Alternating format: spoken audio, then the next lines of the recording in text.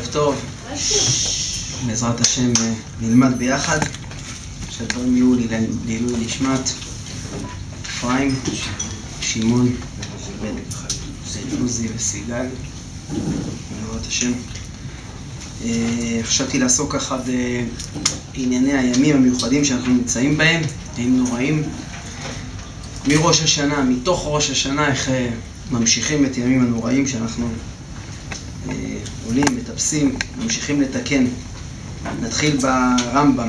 יש רמב"ם מפורסם, כולם מכירים בהלכות תשובה, בפרק ג' הלכה ד', אז נקרא אותו. הוא עוסק במצוות תקיעת השופר. אומר הרמב"ם, אף על פי שתקיעת השופר בראש השנה גזירת הכתוב, זה הדבר הראשון. קודם כל, תקיעת השופר זה גזירת הכתוב. גזירת הכתוב זה אומר שזה מעלינו, נשגב מעל ההיגיון שלנו. עם כל החוכמה שלנו אנחנו לא מסוגלים להבין את טעמו של השופר. גזירת הכתוב, גזירה. זה לא אומר שאין בזה היגיון, זה אומר הפוך, שיש בזה יותר מדי היגיון. יש בזה היגיון כל כך עליון שאנחנו לא מסוגלים להבין אותו. אבל בכל אופן רמז יש בו.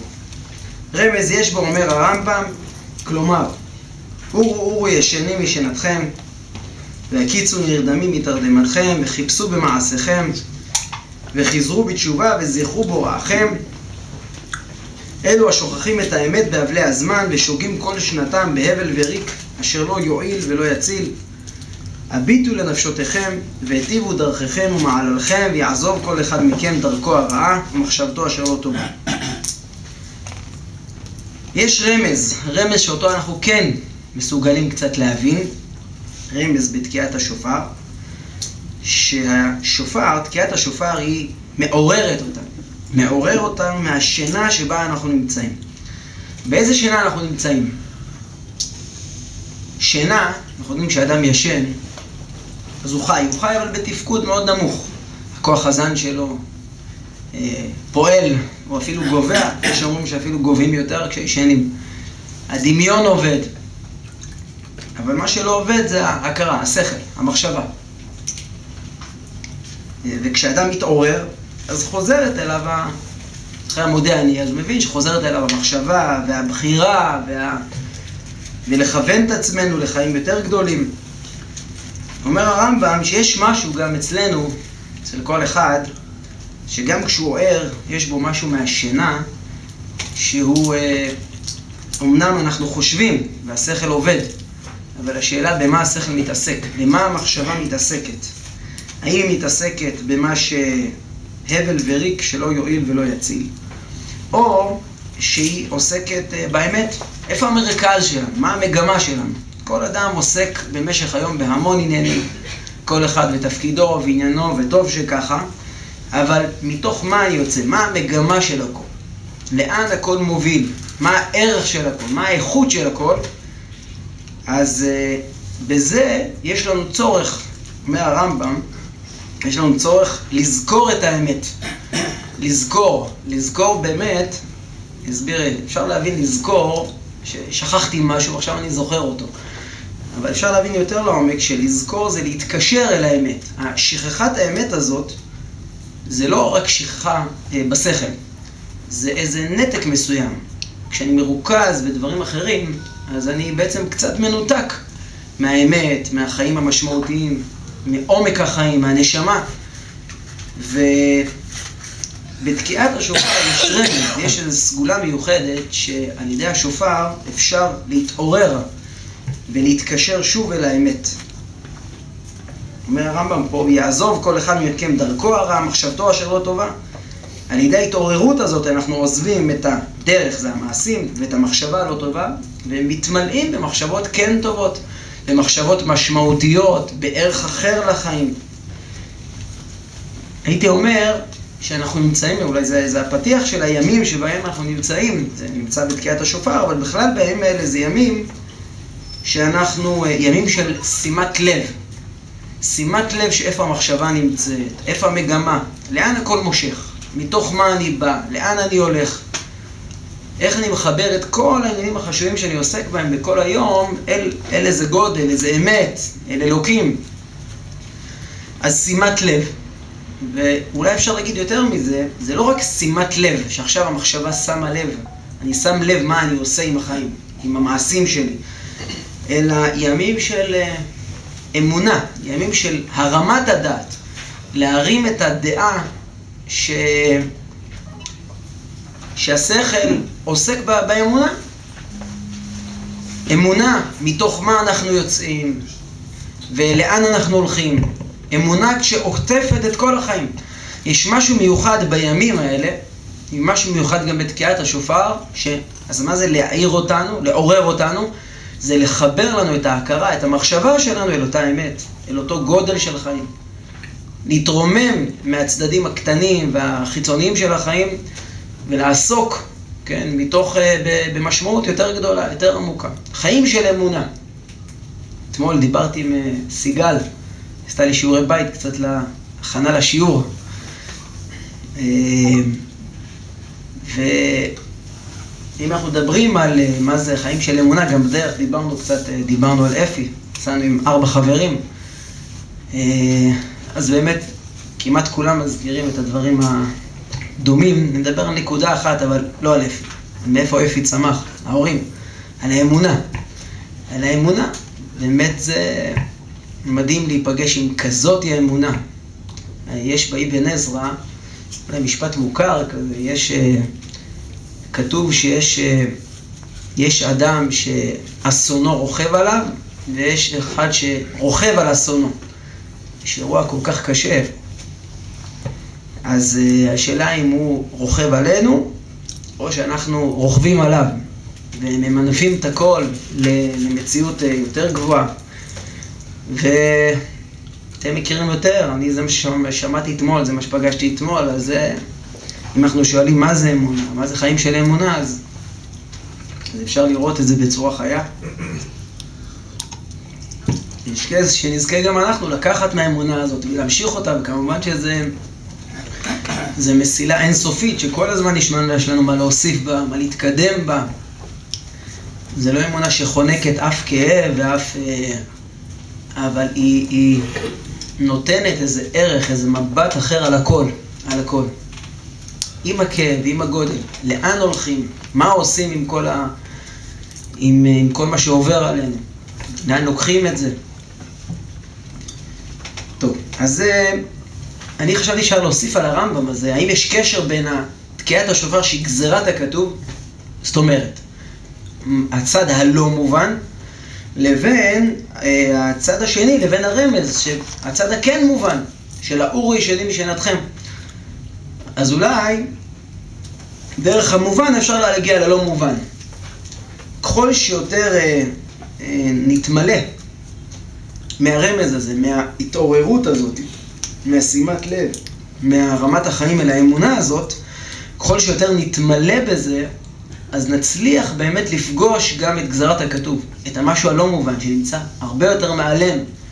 זה לא הופך עדיין את השופר למשהו מובן, אבל אנחנו מסוגלים יותר להתקשר אליו, יותר להאמין בגודל שלו, ולתת לשופר המיוחד הזה לפעול עלינו. זה השופר, אבל זה לא רק השופר, זה כל עוצמת הימים האלה, כפי שאנחנו תכף נרחיב בזה, הימים האלה שאנחנו מנסים ככה להקשיב להם, כן, יחדרו לתוכנו ויצליחו להרים אותנו בעזרת השם תוכנו לכל עם ישראל.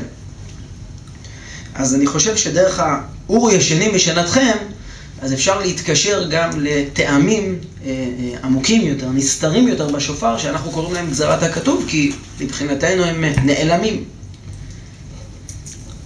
טוב, אני חושב לי ככה להרחיב קצת יותר עניינו של ראש שנה.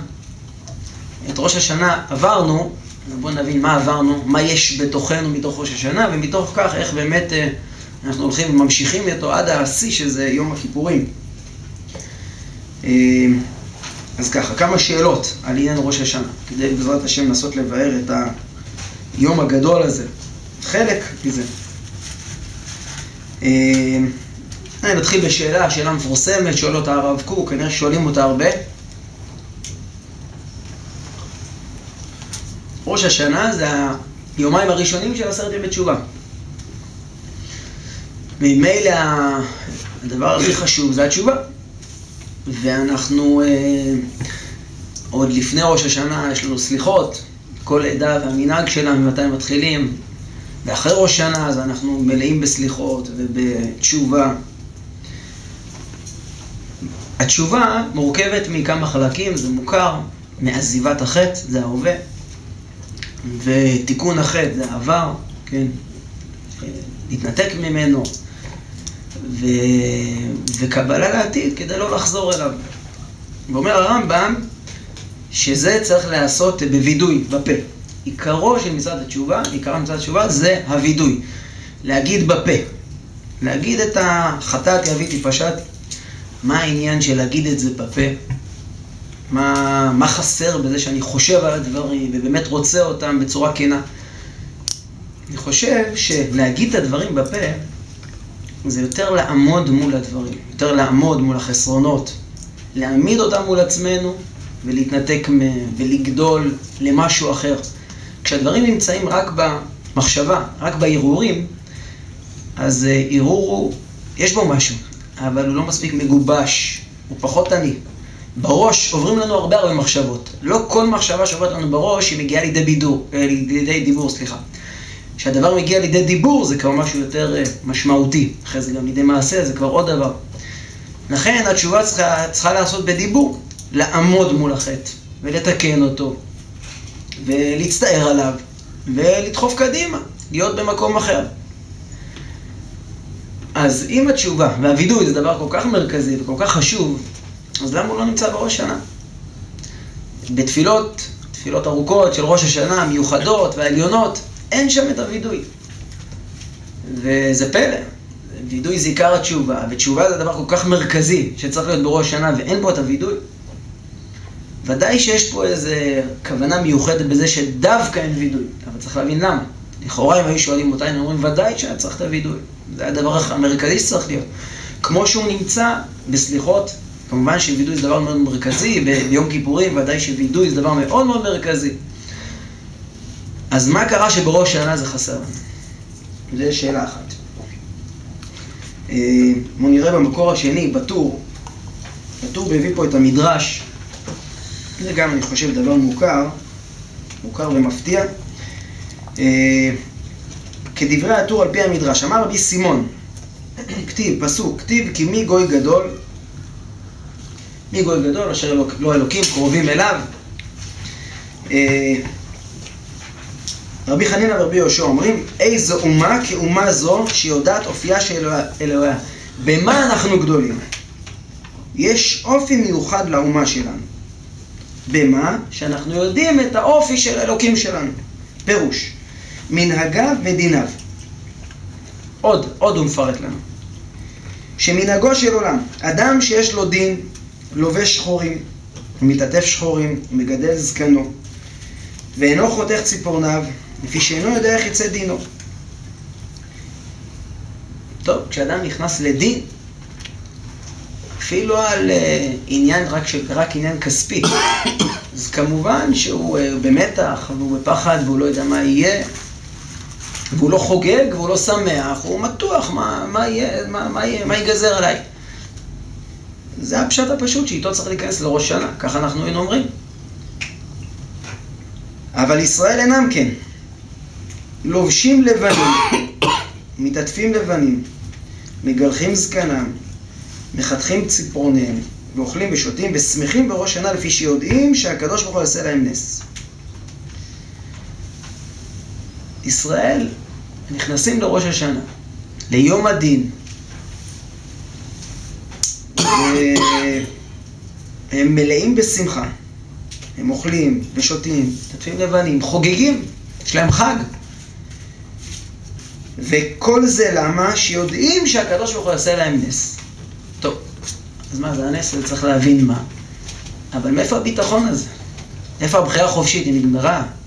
מה, אין פה דין? מה היחס בין יום הדין לבין היום המיוחד הזה שהמדרש פה מצייר? שאנחנו כל כך שמחים וצריכים... אז זה נקודה שנייה שצריך לנסות להבין.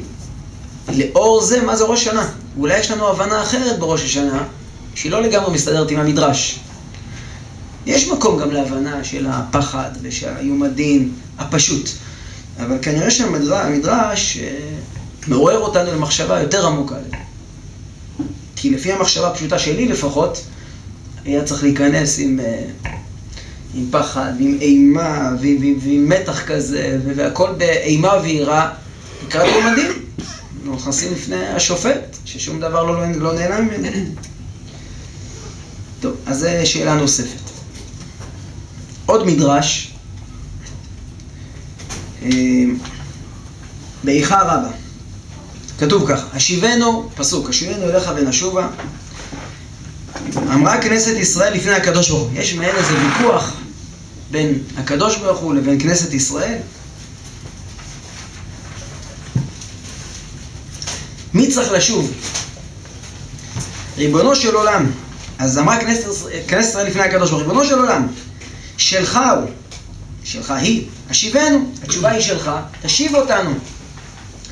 אמר להם, הקדוש ברוך הוא אומר לכנסת ישראל, שלכם היא, שנאמר שובו אליי והשובה עליכם, נאום השם.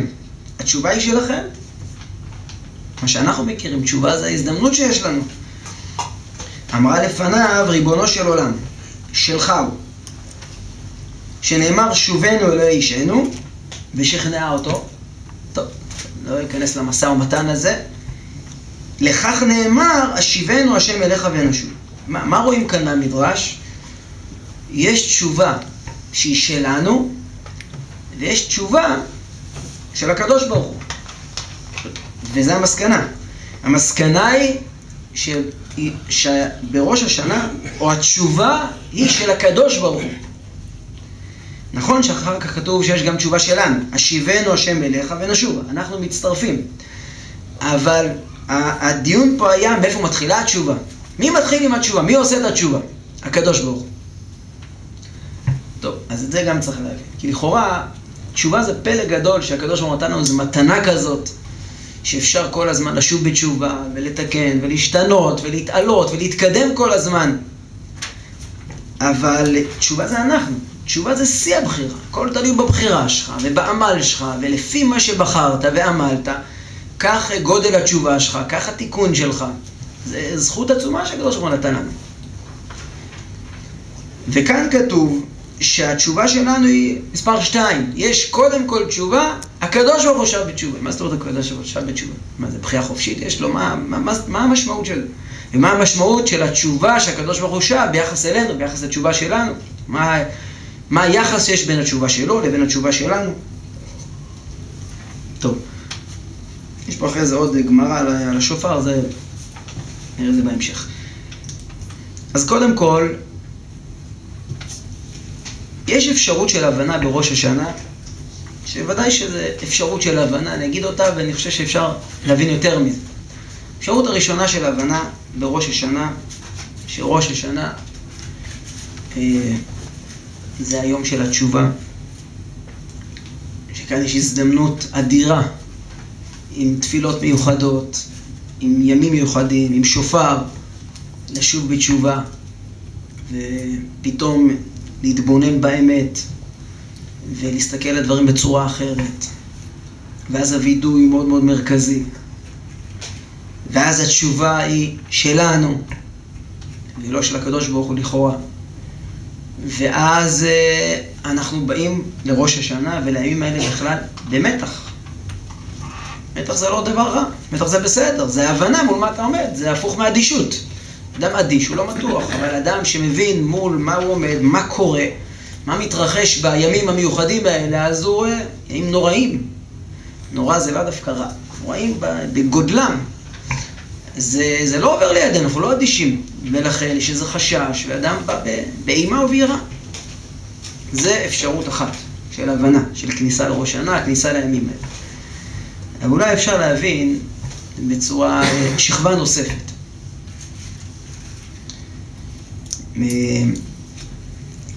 אני אתחיל מהתשובה, מהמדרש. מה זאת אומרת שהקדוש ברוך הוא שב בתשובה? אני לפני המדרש נקדים קצת. אנחנו יודעים, כתוב, כולם מכירים את זה, כתוב, ועמך כולם צדיקים. עם ישראל כולו צדיק. במה הוא צדיק? וזה, הגמרא אומרת בברכות, בדף י"ז, ברצונות שלנו. רצוננו לעשות רצונו. בזה כל עם ישראל שייך לרצון הזה. מה עם ישראל באמת באמת רוצה? את הרצונות האלוקים, את הרצון הכי גדול. הרצון לעשות את הכי אמת, הרצון לעשות את הטוב הכי גדול. הרצון להתקרב לאלוקים. זה רצוננו לעשות רצונו. אלא מה? הנביא אומר שהעוונותיכם היו מבדילים. כתוצאה מהעוונות שלנו, אז התרחקנו קצת מהרצון הזה, ואנחנו מוצאים בתוכנו רצונות אחרים, יותר נמוכים, יותר קטנים, יותר חומריים. אבל הרצונות האלה, הנמוכים האלה, הם רק בגלל החטאים. החטאים האלה יצרו טבע נוסף, חיצוני יותר, שכשאנחנו מתבוננים על עצמנו זה מה שאנחנו רואים.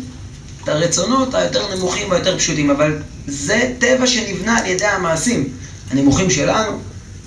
אבל באמת, באמת, הרצון האמיתי שלנו הוא לא זה. יש לנו רצון להיות הרבה יותר גדולים ממה שאנחנו מכירים בעצמנו. אז זה באופן כללי. קודם כל הרצון. רצוננו לעשות רצונו. הגמרא אומרת, אלא שמי שמעכב זה שאור שבעיסה ושיבוט מלכויות. אז זה נכון בכל השנה. ומה מיוחד בראש השנה? שבראש השנה, הרצון הזה, האלוקי הזה, מופיע בנו בצורה מיוחדת, בצורה גדולה יותר, בצורה נוספת. מעין מה שהיה בבריאת העולם, שנכנסה ההופעה האלוקית בתוך המציאות, ככה גם קורה כל שנה מחדש. זה המיוחד שיש בראשית. בוא ניקח דוגמה כמו באדם. כשתינוק נולד, אז ועכשיו נכנסת נשמה לתוך הגוף, אז כולנו מכירים שיש פה נשמה. הרי על מה אנחנו שמחים? התינוק הזה, אין כל כך מה לשמוח בו, זאת אומרת, הוא שום דבר. הוא לא עושה שום דבר, אין לו שכל, הוא רק בוכה, הוא לא... מצד מה שיש לו בפועל זה שום דבר. ולמרות זה אנחנו כולנו מאוד מאוד שמחים. למה? כי אנחנו מבינים שניתנו לו חיים, ניתנה לו נשמה. ועל זה אנחנו שמחים. והנשמה לא תלך ותופיע, ככל שהוא יתפתח, היא תופיע אצלו יותר ויותר. אבל אנחנו כולנו שמחים בנשמה שנולדת. כתוב בשם הירושלמי שלא במהרה אדם נופל ביום גינוס יש לו. יום גינוס הכוונה יום הולדת. ליום הולדת יש לאדם איזה, זה לא סתם שחוגגים לו, והזדמנות לתת תשומת לב לילד, זה גם חשוב מאוד, חינוך טוב, אבל יש גם משהו אמיתי שקורה ביום הולדת, שבאמת לא במהרה הוא נופל, לא שנגמרה הבחירה חופשית, אבל יש לו אותה נשמה שהתחדשה כשהוא נולד, אז היא מופיעה שוב, מופיעה בצורה יותר משמעותית, גם ביום שבו הוא מתחדש. ואותו דבר לנו קורה גם בראש השנה, שבימים המיוחדים האלה מתחדשת הערה אלוקית, נשמה עוד פעם, כאילו בריאה מחדש, שבתוכנו, בתוך כולנו. רצון אלוקי עכשיו נכנס בתוכנו יותר. אנחנו יכולים למצוא בתוכנו רצונות גדולים יותר, עמוקים יותר, טהורים יותר, ישרים יותר. זה משהו אמיתי שקורה. זה ההערה של ראש השנה. כתוב, אנחנו אומרים בדוד השם אורי ואישי, נכון? אורי ואישי, אז החז"ל אומרים, אורי בראש השנה ואישי ביום הכיפורים. האור המיוחד של ראש השנה זה האור הזה. זה ההתחדשות הזאת, האלוקית, הנשמה שמתחדש, שמופיעה עוד יותר בתוכנו. ואנחנו יכולים להכיר בעצמנו עכשיו גודל אחר. שונה ממה שהכרנו בעצמנו עד היום. אז יש משהו באמת שמתחדש, שקורה לנו בראש השנה. אנחנו צריכים להקשיב לו. צריכים לדעת שזה ככה, ולנסות להיפתח ולספוג אותו לתוכנו כמה שיותר.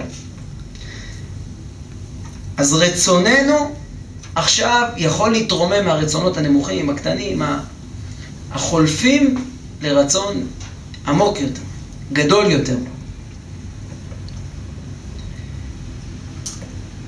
הרצון זה הדבר הכי חשוב באדם. מזה אדם מתחיל. אדם מתחיל מהמחשבה, מתוך כך הרצון.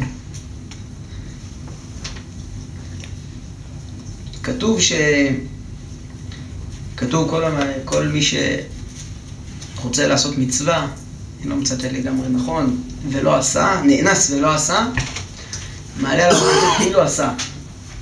מה זאת אומרת? אבל בסוף הוא לא עשה את המצווה. כן, אבל היה לו רצון כל כך לעשות את המצווה, אז גם אם בסוף הוא נאנס ולא עשה, אם הוא לא נאנס ולא עשה, אז כנראה שחסר לו ברצון. אבל אם הוא נאנס ולא עשה, ועכשיו זה לא תלוי בו בכלל, אז מעלה לה כתוב כאילו לא עשה. למה? הרי הוא לא עשה אותה. כן. אבל הוא כל כך רצה את זה, הוא כל כך היה שייך אל הדבר ברצון שלו, וזה מציאות באמת שלמה, זה מציאות עובדתית. לפעמים אנחנו רגילים לחשוב שרצון זה רק אמצעי, ובסוף העיקר זה המעשה. אז לא כך. הרצון זה מציאות. זה שאדם רוצה טוב באמת, זה מציאות חיובית, זה מציאות עמוקה, אמיתית, שכבר נמצאת. אם אחר כך גם תתבטא בפועל, אז נפלא. אבל אם הוא נאנס והיא לא התבטא בפועל, זה עדיין, הרצון הוא לא אמצעי, הוא משהו שקורה באמת. וכאן מה? אפשר להסתפק ברצון. לכן רק אם נאנס, נכון? באופן עקרוני, בכל המצוות, למה צריך להופיע את זה במעשה? המעשה זה ההופעה של הרצון, זה בא לידי גיבוש במעשה בפועל. עוד פעם, כתוב נעשה כאילו, לא בפועל. רצון גם אם נאנס, זה לא עשה בפועל, זה מראה עליו הכתוב. כאילו עשה. טוב, עליו הכתוב כאילו זה לא... פחות. טוב, קודם כל כאילו זה לא כאילו של ילדים, בסדר? זה כאילו של הגמרא, ומעלה עליו הכתוב, זה... אבל אני חושב שזה קודם כל משנה לנו איזה סוג של הבנה שאנחנו מבינים לפעמים שרצון זה רק האמצעי. בסוף אנחנו בוחנים אותך רק לפי המעשים. מה עשית? רצית מאוד ולא עשית, זה כלום. זה לא נכון. אז רואים פה שלא כך. למדתי את זה קצת, באמת חשבתי ככה על... אפי לא רק רצה לבוא ללמוד בישיבה, ונאנס ולא עשה, הוא גם עשה. ועשה את זה איך הם אמרו בדרך, שהוא היה, אני לא מחדש לכם, כולם מכירים את זה. הוא היה הכי נוכח שיש. הוא אמר שמישהו לא אמרו פה חברים, שאם הוא לא היה בשבת, אז כולם היו מזהים. מקסימום הופעת החיים בגוף כזה. הופעת חיוניות אדירה. מלא מלא מלא רצון. מלא מלא מלא מלא רצון. רצון שגם מופיע בפועל. רצון שגם מתרחב להמון המון המון תחומים. אבל התחומים האלה, מעבר לזה שהם חשובים מצד עצמם, הם עוד יותר מראים לנו גם את הרצון הגדול שהניע אותם. אני חשבתי, זה כמו, סוג ההתנהגות היה כאילו לא מתאים לגיל כזה, הוא מתאים לאחרי הרבה שנים שלומדים תורה, ואז כאלה צריכים להגיע לעוצמות כאלה והופעות כאלה, לחשוב כל הזמן על אחרים, איך כל הזמן רק להכין לאחרים, ורק לחכות למה שמישהו מבקש ממך, ואתה כל הזמן רק מכין לו שפצור כזה, ומכין ארוחות לכולם, וכל הזמן רק, להיות כל הזמן בעוצמה כזאת של נתינה, זה בסדר הרגיל, שמה שאני מכיר את בני הנוער, זה לא בדיוק בגיל הזה קורה, זה קורה קצת יותר מאוחר. זה קורה, אבל יותר מאוחר. בגיל הזה זה עוד לא, זה לוקח זמן, ככה בדרך כלל אנחנו רואים. ופה כנראה ידע שהתפקיד, את התפקידים שלו צריך לעשות בצורה זריזה ומלאה ולהספיק כמה שיותר. אבל יש פה גם כמות של רצון שהתבטא באנרגיות עצומות ואיכות של רצון. איכות ההבנה שזה קשור מאוד אל התורה, ואל לימוד התורה, ואל הערכים של ארץ ישראל, ושל נתינה, ושל כלל. להיות מלא בזה, זה מדהים, זו הופעה לא רגילה, לא רגילה בכלל. זה עוצמתו של רצון. אני חוזר אלינו, אז אמרנו שמה שמתחדש בימים האלה זה שרצוננו נעשה עוד יותר רצון. אז מה תפקידנו לאור זה? תפקידנו להקשיב לזה. אבל אפשר לשאול טוב, אז זה הכל קורה מאוד מאוד מבפנים, אבל איפה אנחנו בתוך זה? הערה, זה מאוד יפה, זה מאוד משמעותי, אבל קצת רחוק לנו מדי, איפה אנחנו נוגעים בזה, בידיים, ברגליים. לכן ניתנה לנו מצווה, כדי שתעזור לנו לפגוש את כל הגודל הזה. בלי מצווה, בלי האפשרות שאנחנו נבחר להיות שותפים לאור הזה, אז כנראה שזה היה קצת מרחף לנו מדי. לכן ניתנה מצוות תקיעת השופר, ככה הרב קוק מסביר, שתפקידה בעצם זה מצווה, שמצד אחד היא מאוד מאוד מאוד מתאימה אל ההערה הזאת, אל הגודל הזה של הימים האלה, ומצד שני זה משהו שאנחנו עושים. שכשאני בוחר ואני עושה את זה, אז יותר, אני יכול להתקשר לדברים. אני שותף. כשאני שותף, אז יש אפשרות שההערה הזאת תתפשט על האישיות שלי, על המחשבות שלי, על הרצונות שלי, ובאמת אני יותר אספוג אותה בימים האלה, ומתוך כך שאר 10 ימי תשובה ולשאר השנה. לכן הייתה חייבת להינתן מצווה. המצווה היחידה מהתורה שניתנה בראש השנה זה מצוות תקיעת השופר. מצווה שתפקידה כדי להצליח להדפיס בתוכנו, במחשבות שלנו, ברצונות שלנו, ומתוך כך אחר כך במעשים, את אותה הערה מיוחדת של ראש השנה. ומה המיוחד בשופר? מה השופר עושה בזה? אבל רגע, לפני שאני מדבר על השופר, אני רוצה רגע לראות איך, מה שאנחנו אומרים, איך זה עונה קצת על השאלות שדיברנו עליהן. לפי מה שהסברנו עכשיו, בעזרת השם, אז מה הכוונה שהמדרש אומר שהתשובה מתחילה מהקדוש ברוך הוא? השיבנו, השם אליך ונשובה. נכון, גם בתפילת 18, והשיבנו אנחנו מבקשים, תשיב אותנו. מה זה תשיב אותנו? תשוב אתה בתשובה, תתאמץ, במקום להתפלל לקדוש ברוך הוא, מה תצעק אליי? במקום זה אתה תתאמץ. לא, אנחנו אומרים השיבנו, נכון? התשובה מתחילה ממנו, זה ההערה הזאת. הקדוש ברוך הוא מאיר עלינו, מרים אותנו, מוליד אותנו כביכול מחדש, ומפיח בנו רצון עמוק יותר, ישר יותר, כללי יותר, טוב יותר. זה ההערה שמתחילה ממנו, השיבנו אליך. קודם כל הקדוש ברוך הוא שב אלינו, משיב אותנו, הופך אותנו למשהו יותר גדול. לכן זה מתחיל ממנו. אחר כך אנחנו מצטרפים כמובן, שיבנו השם אליך ונשובה. אבל לפני שנראה למה אנחנו מצטרפים, מה מתחדש לאור זה? למה זה ראש השנה? שראש השנה זה לא יום שהוא מתחיל רק מהבחירה שלי ומהמאמצים שלי. המאמצים שלי מאוד מאוד חשובים, אבל לא מתחיל רק מזה. יותר מזה, הוא לא מתחיל מהמבט שלי מי אני. לכל אחד יש לו מבט על עצמו, וטוב שככה, תמיד אנחנו מנתחים את עצמנו, מי אנחנו? מה החסרונות, מה היתרונות? אם זו הייתה ההבנה הפשוטה, אז מה זה תשובה? עכשיו להתחיל לתקן, בתוך מה שאני מבין מי אני, עכשיו אני מתחיל לתקן, לשפץ את הפרטים. אבל ראש השנה אומר משהו אחר. הוא אומר, רגע, אתה לא מבין מי אתה מסתכל עליך בקטן. לא, אתה משהו אחר. הרצון שלך הוא הרבה יותר גדול, הוא הרבה יותר קרוב לאלוקים. הנה, זה מופיע בראש השנה. בראש השנה זה מופיע, ומתברר לנו באמת שיש בנו גודל אחר, הרבה יותר ממה שאנחנו חושבים על עצמנו. אתה אומר, כאילו בראש השנה מתחדש, יש פה שינוי קידומת. אז זה לפני התשובה על המעשה הזה או מעשה אחר. זה בכלל, זה גם נקרא תשובה. איך זה קשור לתשובה? טוב, עוד נקשר לתשובה. קודם כל זה להבין למה אנחנו שייכים, לאיזה גודל עכשיו, מה אנחנו מתחילים, מה טמון בנו באמת. אחר כך, התשובה שלנו, אחר כך יבואו שאר הימים אחרי ראש השנה, עם הוידויים, עם כל המעשים, כדי להצליח לטפל בכל מקרה ומקרה, בכל רצון פשוט שיש לנו, ולהרים אותו אל אותו גודל. אבל לאן אנחנו מרימים את כל הרצונות? לאן? לגודל שנחשפנו בראש שנה. לעומק הזה. אז שאלנו, אז קודם כל זה המדרש עכשיו יותר ברור. למה כנסת ישראל מתעקשת והקדוש ברוך הוא מסכים עם זה שהתשובה מתחילה ממנו, ואחר כך אנחנו מצטרפים. שאלנו לגבי הוידוי, כן? איך יכול להיות שבראש השנה לא עושים תשובה, לא עושים וידוי? זה תחילת 10 ימי תשובה. אז למה אנחנו לא עושים את זה? בגלל שהוידוי הוא הוא יחסית קטן עלינו, הווידוי על מעשה ספציפי הוא יחסית קטן עלינו ביום הזה.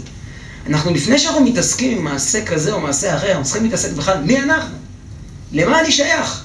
אחרי שאני אבין שאני שייך, לאיזה גודל אני שייך, עכשיו כל מעשה שיש, אני מתמלא מוטיבציה. אני אמשיך עם התשובה, התשובה היא מאוד חשובה. אנחנו לא מורידים מערכו של הווידוי, הווידוי מאוד חשוב. אבל ראש השנה מרים אותנו, מאיר לנו. כן, מה זה הערה? הערה זה כמו שאתה יכול להיכנס לחדר חשוך, עם פנס קטן ולראות כל פרט שם. בסדר? זה הבנה אחת. ואפשר פתאום לפתוח את האור ולראות פה משהו אחר לגמרי בחדר. ראש השנה מאיר לנו, באלף, כן? פותח לנו איזה הערה כזאת, מאיר לנו איזה גודל אחר שטמון בנו. וזה תשובה גם. איך זה קשור 10 ימי תשובה? זה גם תשובה. זה ראשית התשובה. זה לאן אתה צריך לחזור בתשובה הקטנה שלך, אל הגודל הזה. למי אתה? למי אתה שייך? לאיזה גודל אתה שייך? אז לכן, זה מובן למה אנחנו לא מתעסקים בווידוי. אתה מתעסק לפני ראש שנה בווידוי, כי ההכנה אל היום הזה, אי אפשר בלי הכנות להם זה. אתה מתעסק אחרי ראש שנה עם הרבה וידויים, כדי להצליח עכשיו לחבר כל דבר קטן אל הגודל הזה. אבל בראש שנה אתה עושה איזו עצירה, אתה לא מתמקד בנקודה כזאת, נקודה אחרת, אלא בהכל. למי אני? מה זה עם ישראל? אפשר לראות את זה בתפילות. בתפילות אנחנו מתעסקים בהמלך הקדוש, בהמלכת השם, ויעשו כולם אגודה אחת, וידע כל פעול כי אתה פעלתו. אנחנו נבין מה אנחנו שייכים, לאיזה מלכות אנחנו שייכים. דרשו השם בהימצאו, קרוב ביותר קרוב, אנחנו קודם כל מוארים, מתרוממים, מרים את הראש, ואחר כך עם הווידויים, זה אחר כך במשך שאר הימים. ולפי זה, ננסה להבין לפי זה את הטור, מה שאמרנו בשם המדרש.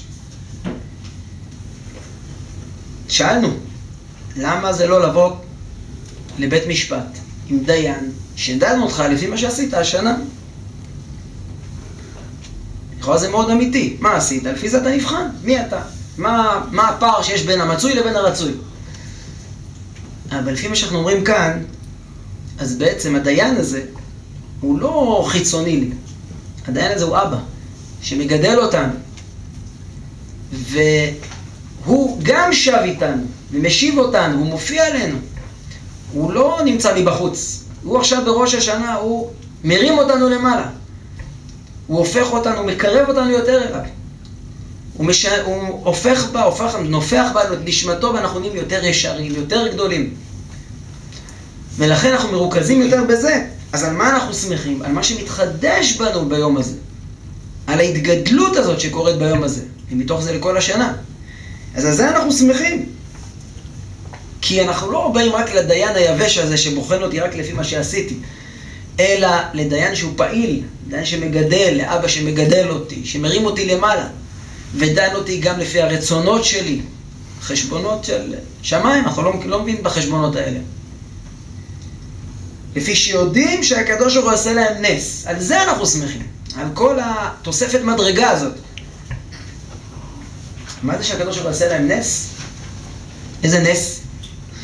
נס בדרך כלל זה משהו לא לפי חוקי הטבע. בחירה חופשית זה טבע. אנחנו עושים תשובה, לפי מה שהתאמצת, זה מה שיש. זה חוקי הטבע הרגילים. נס זה לא לפי חוקי הטבע. זה איזו העלאה כזאת, שיש לה חשבון אחר, חשבון ניסי, חשבון אלוקי. הקדוש ברוך הוא עושה לנו את זה. לכן זה נס. גם לניסים יש סדר, כן, אבל זה חשבון אחר. זה לא החשבון הטבעי הרגיל שלנו, זה חשבון של נס, בא מלמעלה. אז אנחנו יודעים שהקדוש ברוך הוא עושה לה נס. הוא יופיע עלינו במדרגה הזאת. ולכן אנחנו שמחים ביום המיוחד הזה. השמחה הזאת היא בעצם, היא עדות לזה שאנחנו מבינים ואנחנו רוצים להבין מאוד מאוד ולהתאות למה כן קורה איתנו, מה מתחדש לנו, על כל עם ישראל. ומתוך זה אולי באמת נמשיך לשופר. מה מיוחד דווקא במצוות השופר? טוב, אז הרמב"ם אמרנו גזרת הכתוב, גזרת הכתוב אנחנו לא מתעסקים, בסדר, לא באים לבאר את הטעמים שאם הרמב"ם אמר גזרת הכתוב אנחנו בטח לא נוכל להסביר את זה. אבל הרב קוק מסביר שבשופר יש סגולה מיוחדת שהיא מצווה שמסוגלת להוציא לפועל את כל המדרגה שניתנת לנו ביום. זה עובדה, ככה אומר. עכשיו אולי קצת יותר להסביר את זה, ואיפה זה מתבטא בשופר? למה בלולב זה לא ככה? מה ההבדל? מה מיוחד בזה? אז אולי שני עניינים בזה. עניין ראשון זה מצוות השופר, אני חושב שאחד המיוחד בה, שהיא מצווה שמצד אחד אני צריך לעשות, מצד שני זה המצווה הכי פסיבית שיש.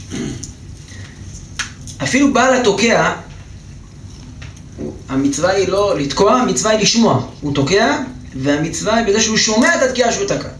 נכון? שום מעשה אין פה. צריך מעשה שמישהו יתקע, כי אחרת אין... זה אוויר. אבל בסוף המצווה היא שיש תקיעות, אני שומע.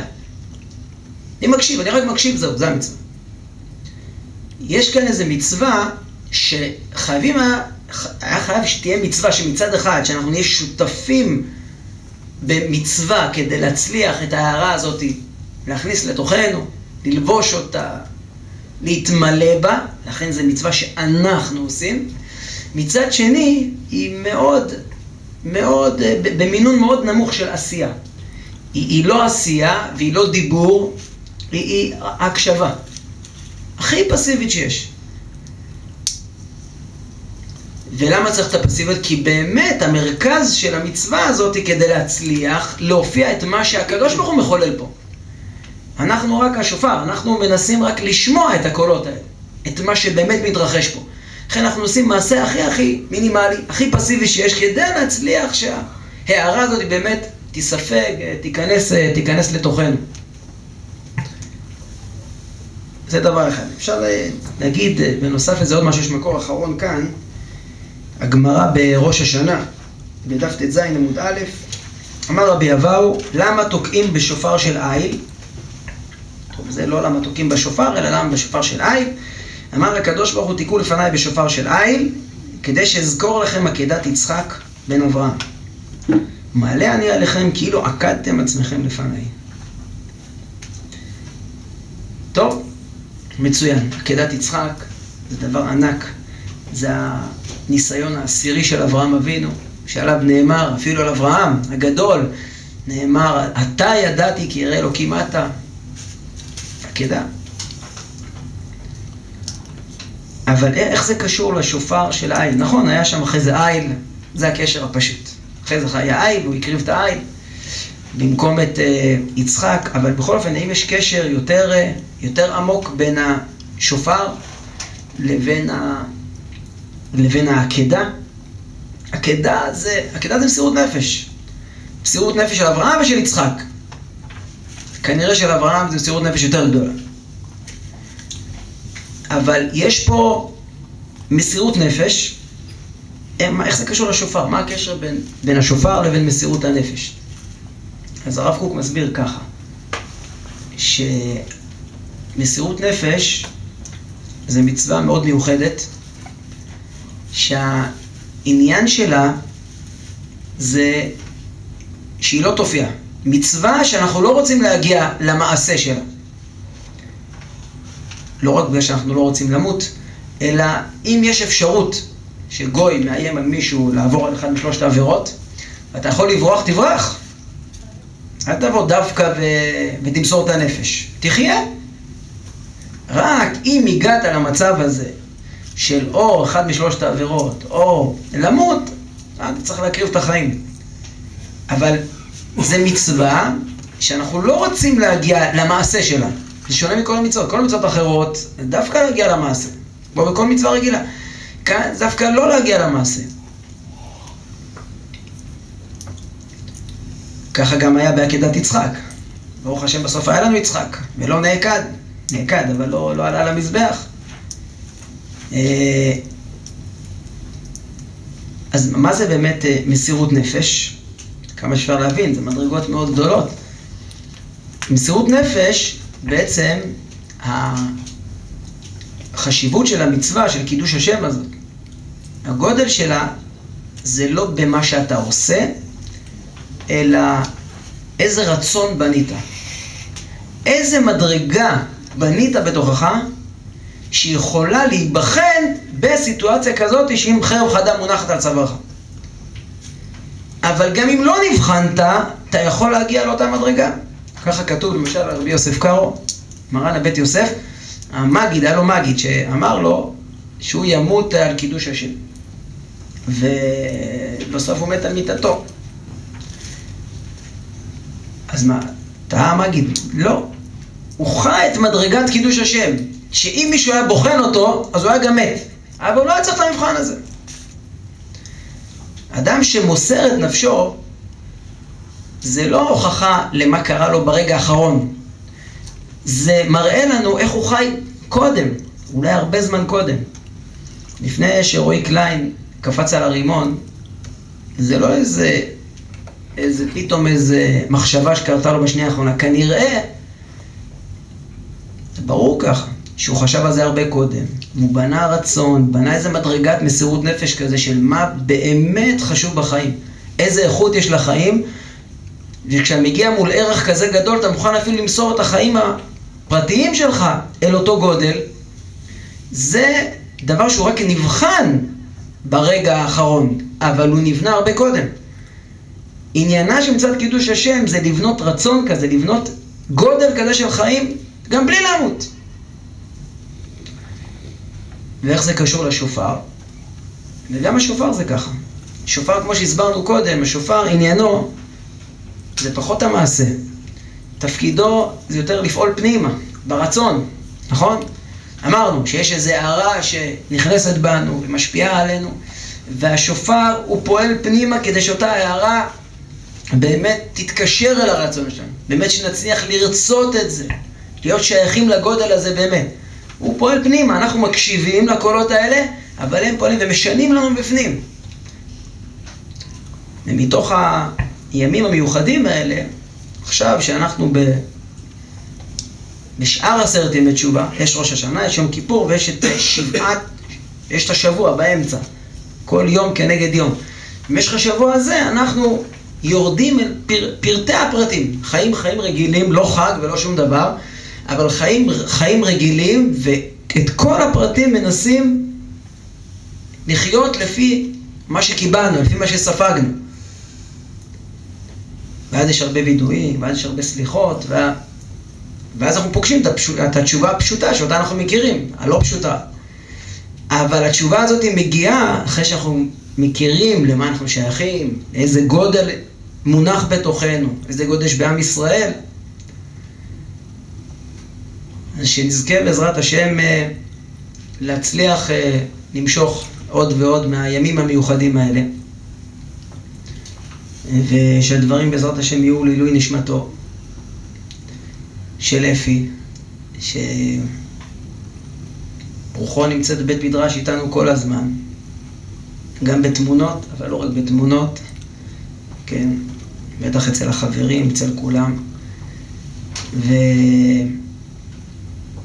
ובעזרת השם נתמלא באמונה, להמשיך להיות ראויים, שבאמת רצוננו יהיה רצונו, בעזרת השם. רבי חנניה בן הקשיא אומר לצקות בחור לכל פסקת פחתו בלן תורה מראשי למעלה תרנח ופצל מזית כה יגדיל תורה ויעדיר. אמן.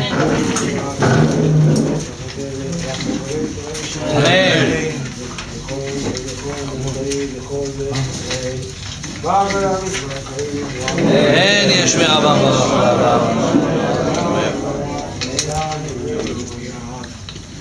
וישתבח ויקרא ותאמר ויתנשא ויתהדר ויתעלה ויתערש ויקודשה ואליו ולעילם מכל מלכתה ושירתה ותשלחתה ונחמתה ואבירם ואלבה ואברהם.